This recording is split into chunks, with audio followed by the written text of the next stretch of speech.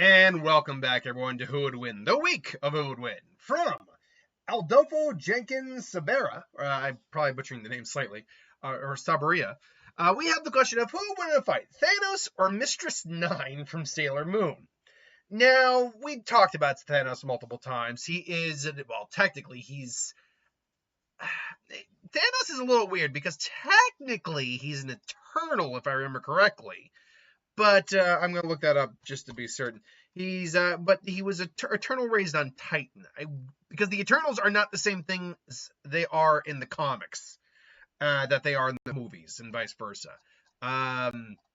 Where or there? Just making sure I got his origin right there. He grew up on Titan, though. I do remember that.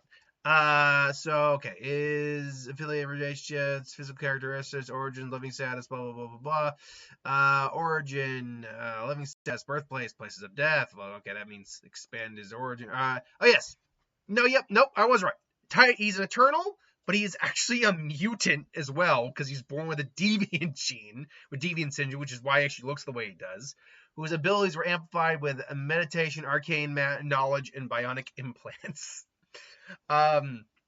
He is the master. He is one of the strongest, well, not one of the strongest individuals in Marvel, but he is, if there's the top tier, like cosmic entities, multiversal threats, all that, he falls probably down in the second tier.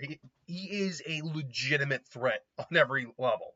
Keep going toe-to-toe with individuals who are multiversal level threats. He himself doesn't necessarily have multiversal power in the sense that he threatens the multiverse, but he can literally go toe-to-toe with individuals like Thor or Odin who can.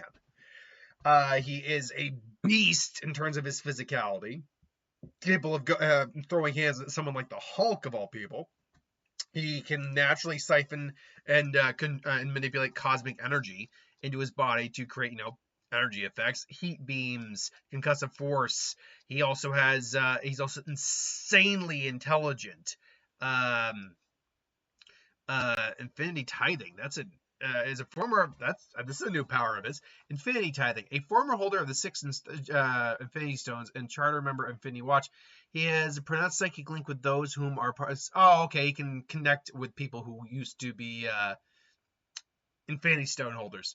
God Core enhancement. This is also somewhat new. After having an incurable fatalistic disease at the hands of his lady, and been left stripped with his eternal enhancements by the Phoenix Force empowered sun, child which is infinity replaced with pseudo would replace his lost pseudo divinity and gain true god after undergoing the quarry trial and coming out renewed, so he may be more powerful enough to challenge the likes of those whom hold the Phoenix Force.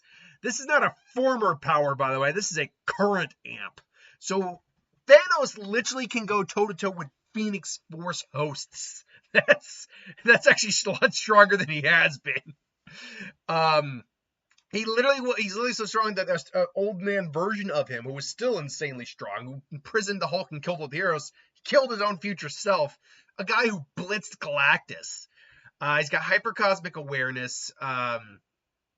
Due to his odd nature, it stems from the fact that he is heavily augmented, or whatever. Thanos is not of the cosmic firmament.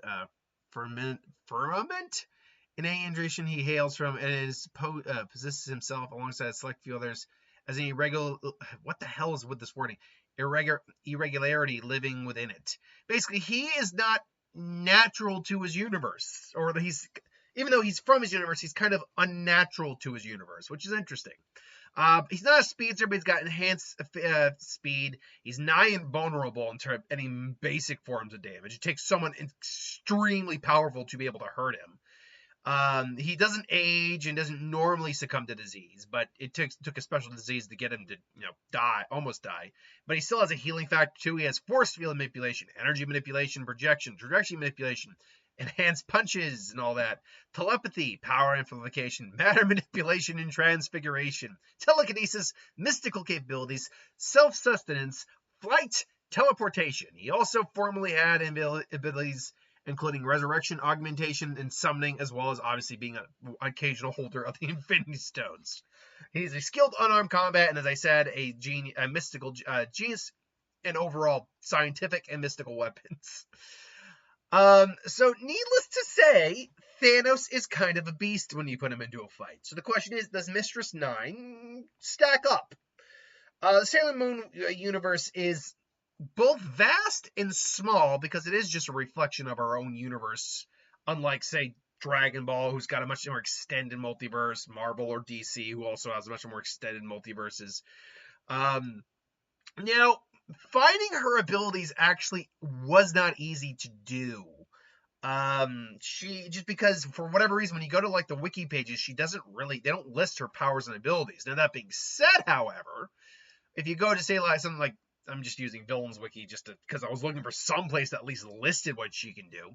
She does have apparently dark energy manipulation, scalable possession, able to eat and able to consume crystal hearts from her victims, which, the crystal hearts are kind of like the essence of you and your power. Soul manipulation and stealing souls as well. Silence manifestation. No, that's interesting. So I'm guessing she can literally like rob the sound of everywhere. Regeneration, healing, telekinesis, and telepathy. High intelligence, energy manipulation, mind control, healing, corruption, shapeshifting, and illusions. So that's all well and good. Unfortunately, right from the get, the scaling of this universe does not kind of match up to the Marvel universe, unfortunately, which has nigh infinite multiverses, structures, all that, outnerverses, all of that kind of stuff. Whereas the Solar Moonverse is kind of contained. It does have it's not like it has a true multiverse. It does go a little outside the norms of normal universal scaling, because there are alternate dimensions, like there's mirror universes as well.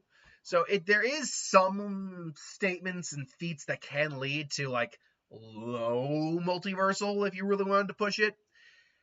But that said, I'm not sure this character qualifies. I just can't find enough.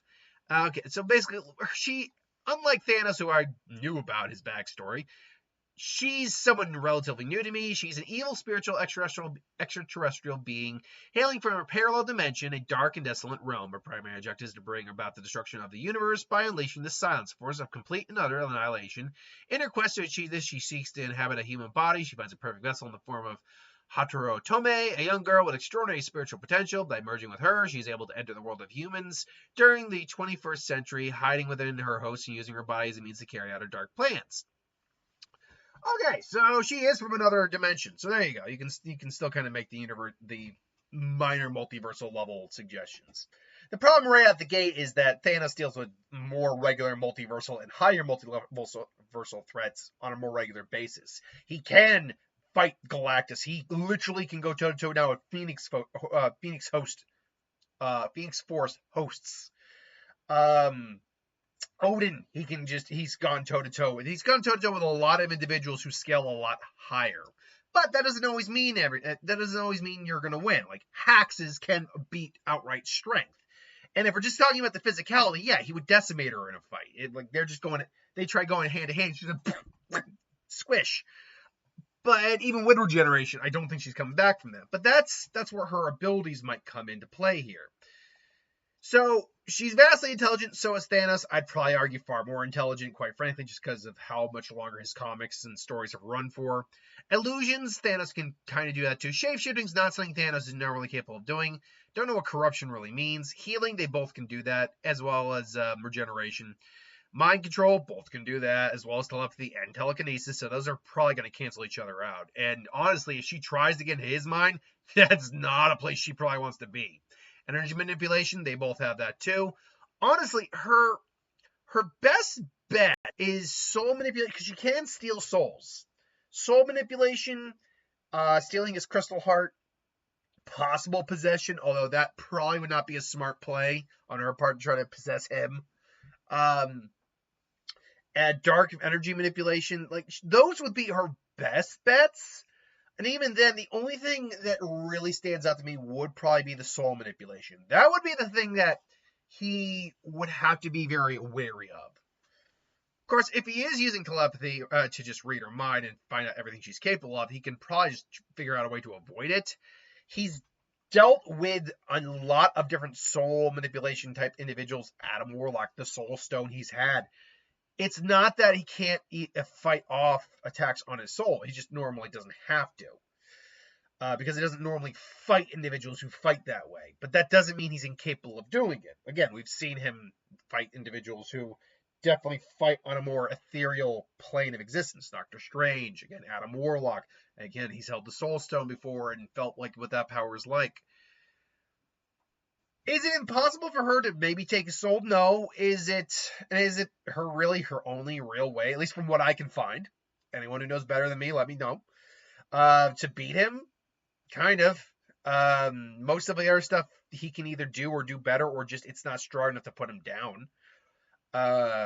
Even if she's figured out a way to manifest the silence, I mean, let me see what how bad the silence in Sailor Moon actually is in terms of power. Hold on. Silence. Sailor Moon. Okay. Now, is this like just a energy force, or is this a silence wall? Sometimes on a silence wall as a shield, but no.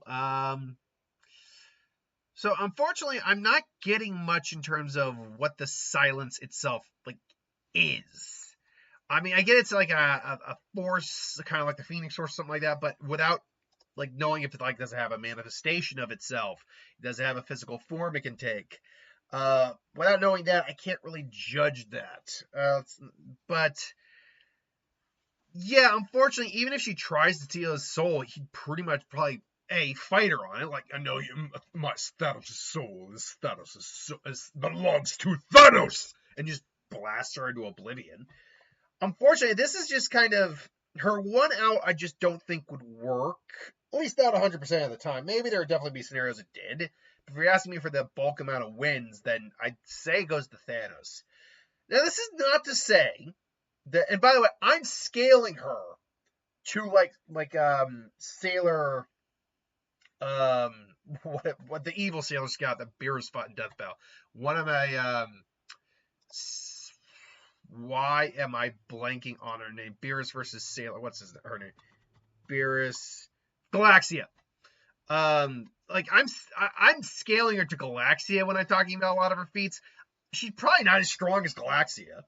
Galaxia is like very strong, extremely strong, and she's, as far as I can tell, she's not that strong. So I'm highballing her on this, and I don't think she'd win. But this is ultimately just my opinion.